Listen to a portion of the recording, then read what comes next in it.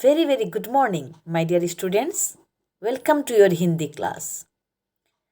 बच्चों, आज हमारा सुदामा चरित का दूसरा दिन है.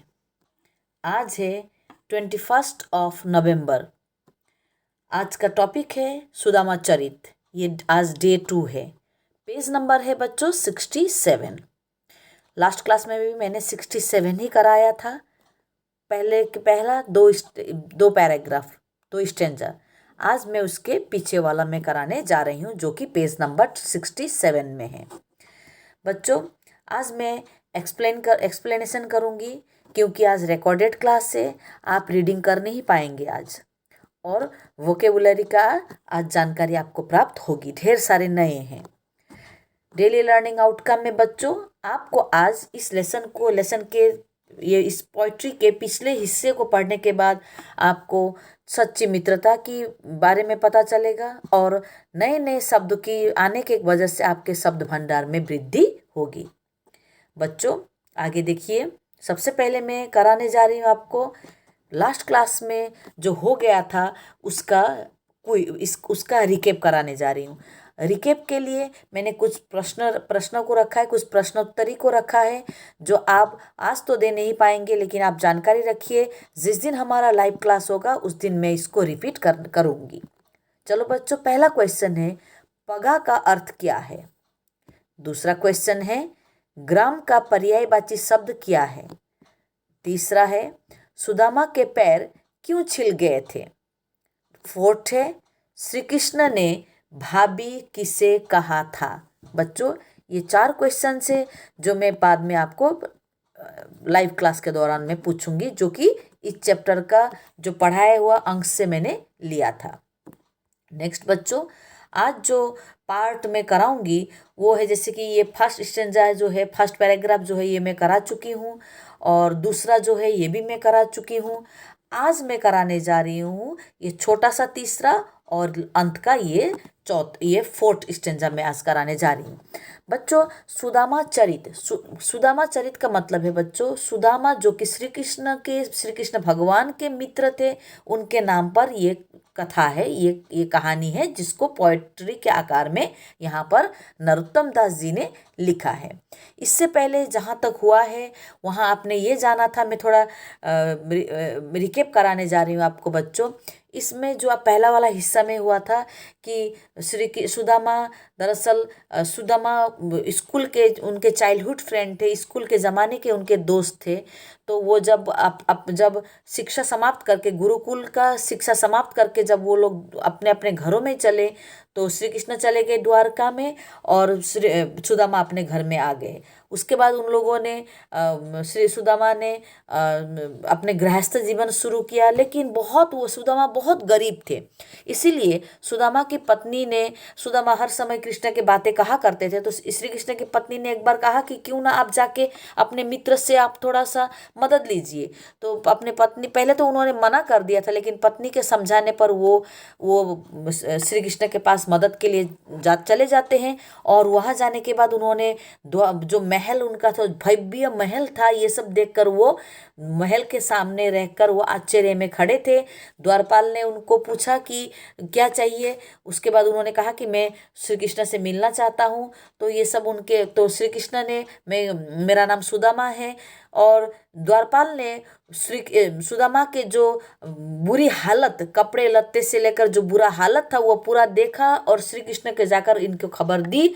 तो श्री कृष्ण उनसे आकर मिले, और उन्होंने क्योंकि भारतीय संस्कृति के अनुसार अतिथि को भगवान माना जाता है, इसलिए भगवान के अतिथि भगवान होते हैं, इसलिए उनका पैरों को पखारा जाता है. तो सुदामा का भी पैर पखारने के लिए पानी परात में लाने के लिए कहा जाता है, लेकिन श्री कृष्ण उनके दुख देखकर इतने दुखी हुए कि उनके आंखों से आंसू निकल आए, और उनके पैर धुल गए. परात का पानी काम नहीं आया. बच्चों, कल उस लास्ट क्लास में मैंने यहाँ तक करवाया था.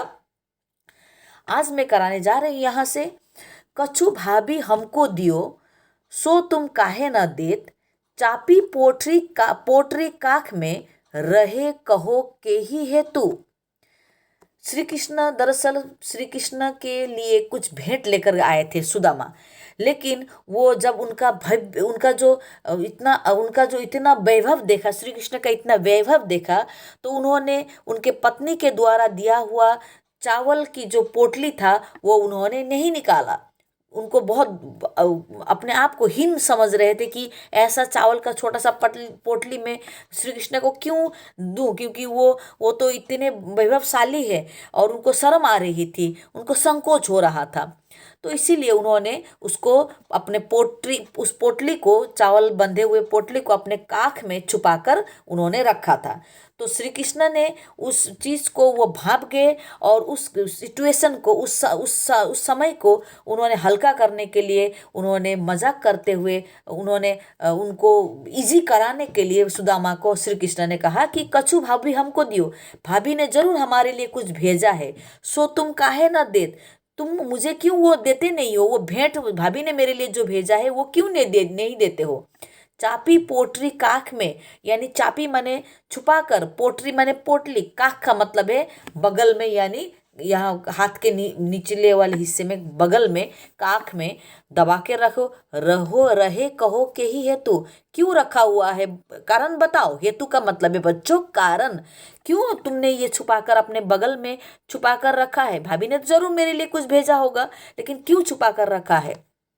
ये बात उन्होंने यहाँ पर उनसे कही ताकि सुदामा का संकोच दूर हो।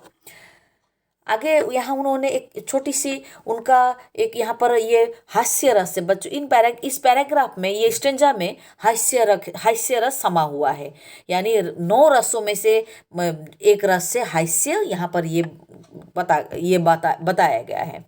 तो श्री कृष्ण यहाँ पर ये पुराने वाले किस्से को उन्होंने सामने सुदामा को याद करा के उन्होंने कहा, आगे चना गुरु मातु दये ते लये तुम चाबी हमें नहीं दिने। एक ऐसा कहानी है बच्चों, मैं आपको शॉर्ट में बता देती हूँ कि श्री कृष्ण और सुदामा जब गुरुकुल में पढ़ रहे थे, तो दूसरे बच्चों की तरह वे भी गुरु माता के लिए, गुरु के लिए कुछ न कुछ काम करते थे, कुछ न कुछ कार्य करते थे।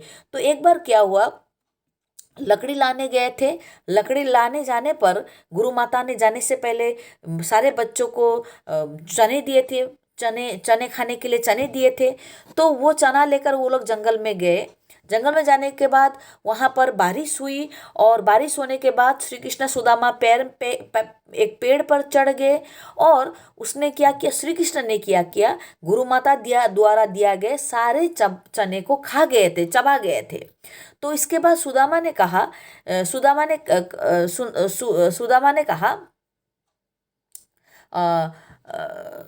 श्री कृष्ण ने क्या किया, श्री कृष्ण का हिस्से का भी चना सुदामा ने खा दिया था। तो उसके बाद तो चना चबाने का आवाज़ आ रही थी, तो श्री कृष्ण ने पूछा कि तुमसे कुछ आवाज़ें आ रही। तो बोला कि मुझे मेरे दांत मेरे बज रहे हैं, किड़किड़ करके मेरे दांत बज रहे, वही आवाज़ शायद तुम्हें सुनाई दे रहा है।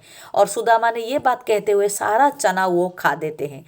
उसके बाद श्री कृष्ण ने उसी बात को आज वो सुदामा के सामने लाते हैं, कहा कि आगे पहले भी हमें जब गुरु माता ने चना दिए होते हैं, तब तुम क्या करते थे, लये तुम चाबी, तुम ले लेते थे, और चाबी का मतलब है चबा कर खा देते थे, हमें नहीं देते थे।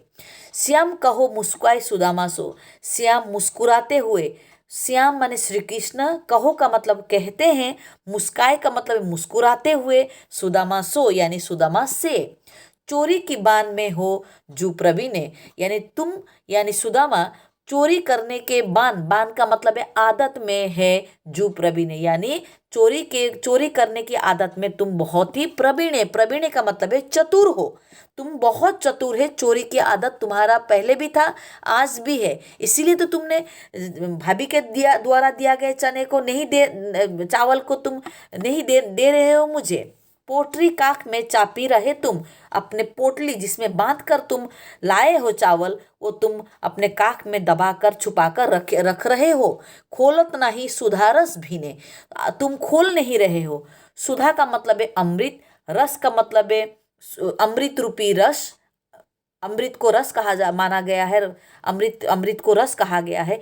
भीने, भीने का मतलब है भीगे हुए, यानी तुमने जो पोटली में छुपा कर चावल रखा है वो सुधा रस यानी अमृत में अमृत से वो भीग गया है, वो अमृत बन चुका है। तुम मुझे क्यों नहीं दे रहे हो, क्यों तुम छुपा कर रखे हो? मेरे ख्याल से तुम्हारी पुरानी आदत नहीं गई। पहले गुरु माता का चना खाते थे, आज भाभी के द्वारा दिए गए चावल को तुम छुपा कर रखे हो। पाछली बानी अजो न तजो तुम। पाछली का मतलब है पिछली, बानी का मतलब है आदत, अजो का मतलब है आज भी, न तजो तुम, तजो का मतलब है त्याग करना, यानी पुरानी जो तुम्हारी आदत थी चोरी करने की, चोरी करके खाने की, वह आदत आज भी तुमने त्याग नहीं किया। तेसोई, तेसोई का मतलब इसीलिए तो भाभी के तंदुल किन्हें, भाभी के द्वारा दिए गए तंदुल, तंदुल का मतलब है चावल मुझे नहीं दे रहे हो। बच्चों समझ में आया? यानी यहाँ पर हास्य रस का यहाँ पर हास्य रस दिखाया गया है। हास्य रस का इस्तेमाल किया है नरोत्तम जी ने, और उन्होंने यहाँ पर पुरानी कहानी को भी यहाँ पर दोहराया है। और मुस्कुराते हुए श्री कृष्ण ने सुदामा का जो संकोच था चावल निकाल कर देने में, वो भी उन्होंने यहाँ पर उनको तो संकोच को उन्होंने दूर कराने की कोशिश की है। बच्चों नेक्स्ट क्लास में मैं उसका अगले वाला, इस सुदामा चरित्र का अगले वाला हिस्सा में करा दूंगी।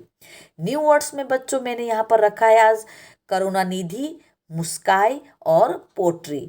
करुणानिधि का मतलब है दया का सागर यानी श्री कृष्ण। मुस्काई का मतलब है मुस्कुराना, हंसना। पोट्री का मतलब है पोटली। राइमिंग वर्ड्स, तुक वाले शब्द यहाँ पर मैंने रखा है लटी दुपट्टी, ग्रामा सामा, रोए धोए, दीने प्रवीणे। ये राइमिंग वर्ड से तुक वाले शब्द है जो मैंने पोइट्री से चुना है। बच्चों यहाँ पर क्वेश्चन 1 फॉर एसेसिंग कॉम्पिटेंसी, यहाँ पर आपको एसेस करने के लिए मैंने 2 क्वेश्चन रखा है। तो ये 2 अभी तो नहीं होगा, क्वेश्चन मैं सुना देती हूँ, आप तैयारी कर लेना, लाइव क्लास में हम लोग इसका डिस्कस करेंगे।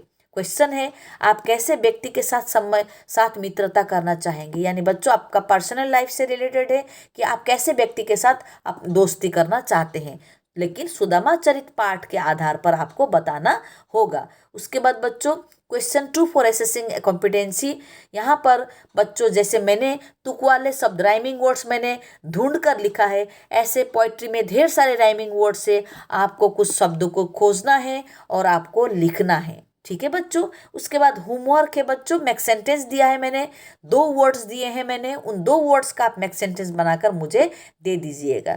दोनों वर्ड्स में पहला वर्ड है दीनदयाल, दूसरा है गुरु माता, और डेट ऑफ सबमिशन है 24 नवंबर। बच्चों यहाँ तक आज मेरा ये क्लास में आपको समाप्त करने जा रही हूँ। नेक्स्ट क्लास में इस पोइट्री का बाकी का हिस्सा लेकर मैं आपके सामने हाजिर हो जाऊंगी। अगर एक बार में आपको समझ में नहीं आता है तो आप 2-3 बार आप वीडियो को देखिए और इसको समझने की कोशिश कीजिए। Thank you so much.